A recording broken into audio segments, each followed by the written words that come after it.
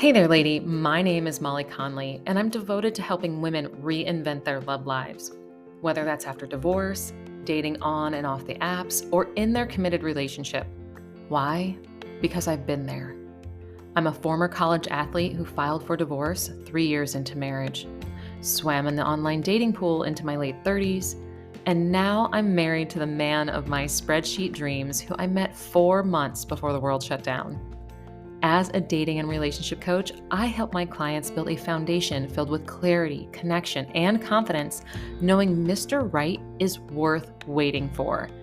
Each week on the podcast, I'll bring you love life insights and savvy guests where you will receive the courage to release programmed limiting beliefs, discover patterns and behaviors restricting you from finding and attracting quality men, and ways to choose yourself first so you can build a foundation for a healthy relationship with yourself and a partner.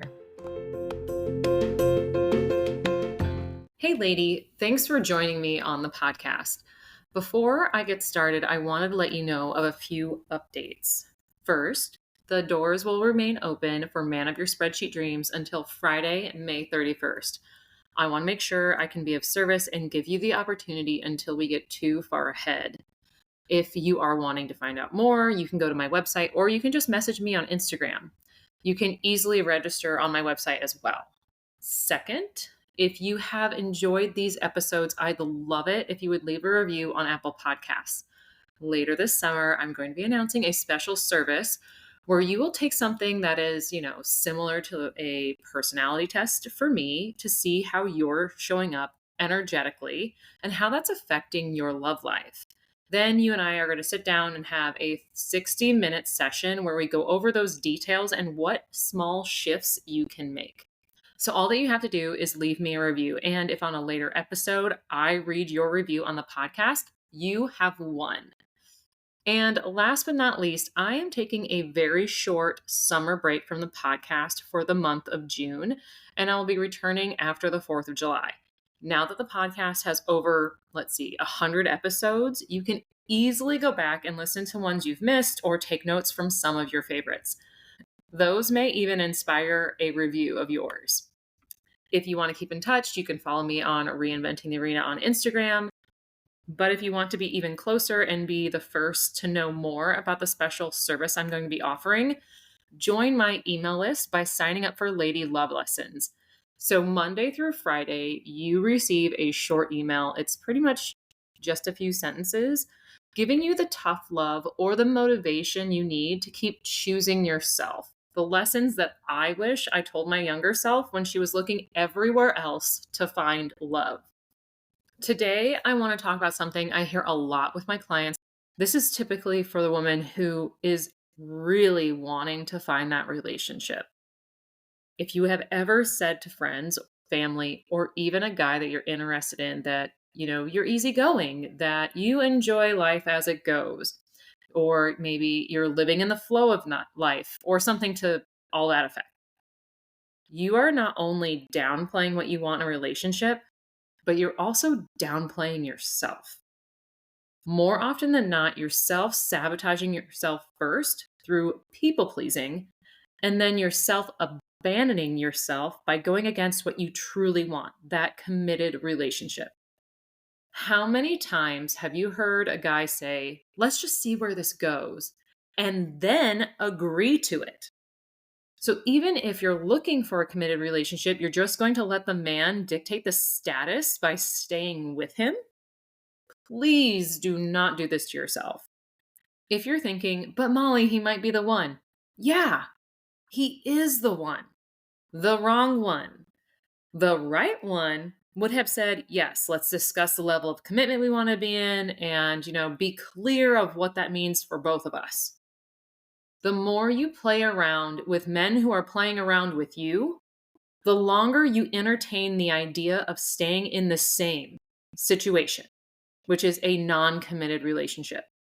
So going with the flow in a relationship is telling the man that he doesn't have to commit to you, that he doesn't have to communicate with you, that he doesn't have to worry about you, because more than likely, you'll always be there going with the flow of his life. If this sounds like something you're going through and it's maybe even something you're going through maybe for a while now, you're going to want to take notes for this, okay?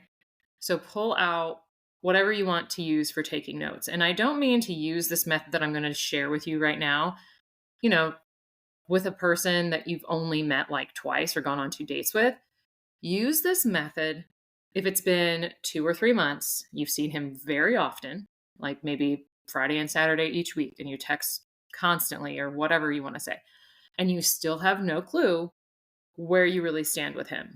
First, I want you to write down what you want today. And a ring on your finger is not the answer here, because what you want today needs to be big enough, but still small enough to happen within 48 hours of taking this action. So elaborate as much as you'd like on what you want today. Second, I want you to say it out loud to yourself. You might even change this up a bit as you become aware of what you really want. And sometimes when that happens, you can get a little passionate, which might be like your tone fluctuates. Like you get a little bit louder, you get a little bit angry, you get a little sad. Feel it out, let it out. Third, pretend what it would be like to say this to the man you are interested in. And when you pretend to do that, how does it sound? Is it angry, harsh? Is it rude with name calling? Or is it, kind of indirect? A sort of beating around the bush sort of discussion. Whichever side of the scale you're on here, try to communicate in a way that you would do, to your boss. Something matter of fact, taking out the emotions of it. Next, let's apply the good old sandwich method via text, but we're going to leave off a few toppings and it might switch things up just a little bit. So I'm going to give you an example as we walk through here. So this is the first slice of bread. I've really enjoyed spending time with you over the past few weeks, especially when insert an actual moment that you've shared with him that has nothing to do with sex. Next, we're going to move on to the meat of the sandwich. Earlier, you said you'd like to see where this goes. And now it's time to get a little saucy. What did you mean by that? This gives him the opportunity to explain himself. It gives him the benefit of the doubt firsthand, okay? And at this point, with getting a little saucy, here you pause. You let him answer. I don't care if it takes him a day or even 2 to answer you. Please let him answer. If he skips over the question, repeat the saucy question, which is, what did you mean by that? Do not see him until he answers this question. You are the prize, honey. He doesn't get access to you until he says what it means. And this is not a game. This is putting in boundaries with yourself and setting standards with how you want to be treated in a relationship, because down the road, you want a committed relationship. So, once he says what he means, it is time for you to take some action. And the very first action you're going to do is take a screenshot of this text message and you are going to save it on your phone. Especially if he's all lovey-dovey and sweet, giving you nicknames and stuff. Keep it. His actions will speak louder than his words no matter what. Now it's your turn to end the sandwich. So we're going to still pretend that he is saying, I want to see where it goes. He's given you a fluffy answer. It's nothing like concrete. Your slice of the bread here to end the sandwich is, thank you for letting me know. I appreciate you taking the time to tell me more about what you're looking for right now. I know I agreed or said I wanted to go with the flow, but I have changed my mind. I am looking for a man who wants to only be with one person and wants to be in a relationship to see if it has long-term potential. While you're someone I'm interested in, I can see that we both are not on the same level of what we want. Thank you for the fun dates, but I am not interested in seeing where this goes any longer. I hope you meet someone soon. So, in that message, you are setting the standard of what you want, which is you saying, I do want a committed relationship. You understand that You can't ask for a ring on your finger right now, but you want a relationship that's real enough because you want to see if it has long-term potential. You don't want oh, I'm going to see you like once a month. I'm going to still talk to people on the other dates. Maybe I'll text you at 2 a.m. No, you don't want that shit. Unless you really do, then keep entertaining that idea. But most of the time, the women that are listening to this podcast don't want to entertain that anymore. So if that's not what you want to entertain, you need to tell him that's not what you're entertaining anymore, which is also meaning you're not settling for this type of relationship anymore because you know what you want. So you end the sandwich, plain and simple. But here's the sticky part of it, which is holding yourself accountable.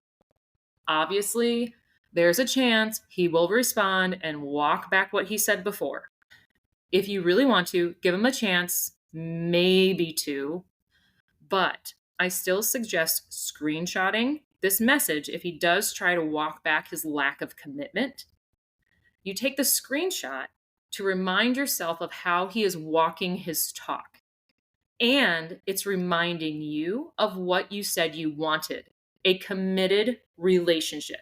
If you're really wanting a committed relationship and he's not giving it to you, then you need to move on. Because I guarantee you there is a man out there that will, and you are missing that opportunity. I know some people don't like this, but if he constantly says one thing and then does another, you need to follow up with the ending of the sandwich again, and then I want you to block his number.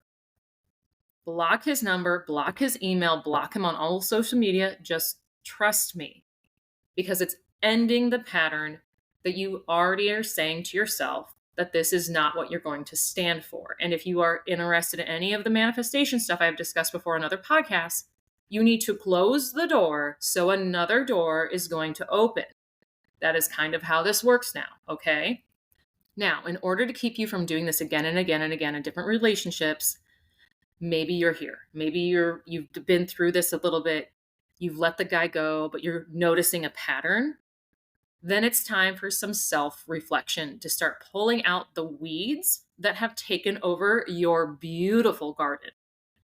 First, ask yourself about the reason behind your people-pleasing for staying interested in a man who will not commit to you. So here's a few questions to get you thinking. Are you people-pleasing by putting his hypothetical needs first, hoping he will change his mind? Are you people-pleasing because you don't want to, quote-unquote, lose him when you really didn't have him in the first place? Are you people-pleasing because you don't want to feel like you wasted your time and efforts with someone?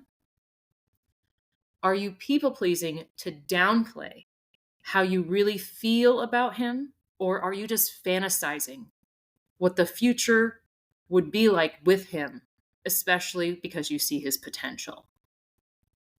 Most of the time, I do not recommend asking yourself why you're doing something because the answer is usually very, very, very surface level. So this is when it's time to be a curious child. The one who is always wanting to know the answer to why and asks it over and over and over again. This is what I want you to do to yourself. Your why, your reasoning for going with the flow and seeing where this relationship goes is extremely important because it will help you question yourself and hold yourself accountable when you have to ask, why are you abandoning yourself for a man who won't even commit to you? Try to ask yourself why until you cannot go any further. What you uncover might shock you. And I'm going to share a personal example. The last man I wanted to have a relationship with before I met my husband told me, let's see where this goes, instead of wanting to date me. I was heartbroken in a sense because we had already been seeing each other for about 2 months. He had already introduced me to his friends. He had invited me to his company holiday party where his dad was the owner. I mean, I was freaking out. And at the same time, I was still excited. But I was the only one of the two of us who wanted to commit to boyfriend and girlfriend sort of relationship. I kept investing in men who weren't ready to invest in me. So I had to ask, why? I realized our hypothetical relationship had a lot of potential. I was trying to first save him because he was dealing with some heavy shit that he never went to a therapist for. And second, because if I saved him, he would love me for helping him, giving me the validation that I thought was love. Proving my worth to him through these methods would show that I was worthy enough to be loved by him. Falling for potential was a bad habit of mine, to be brutally honest, and being a fixer or even fixer and a savior is a people-pleasing, sabotaging behavior that a lot of women fall victim to.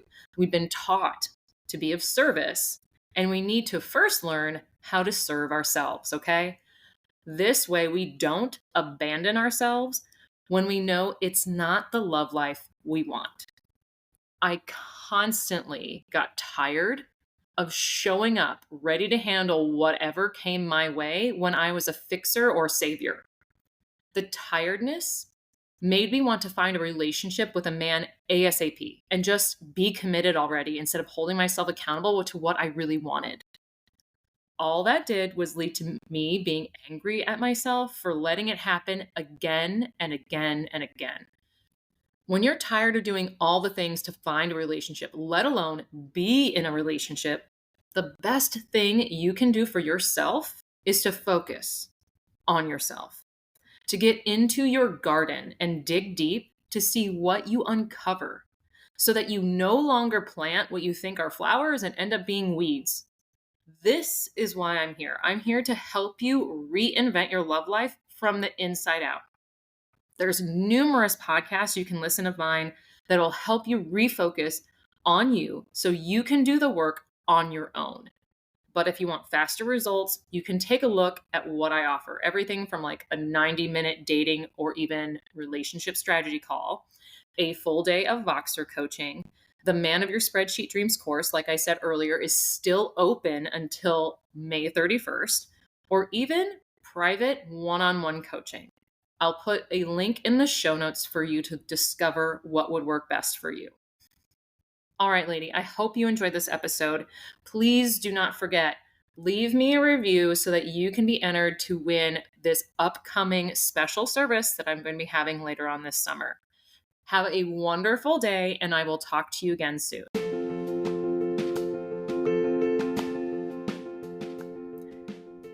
Can't stop settling? Sign up to receive daily words of wisdom. I call them Lady Love Lessons. They're for ambitious women like yourself who are tired of hearing they're too much or that they're not enough. It'll help give you the tough love and motivation to choose yourself first. All you have to do is go to my website, reinventingthearena.com, and scroll to the bottom of the homepage to sign up. I'll see you in your inbox.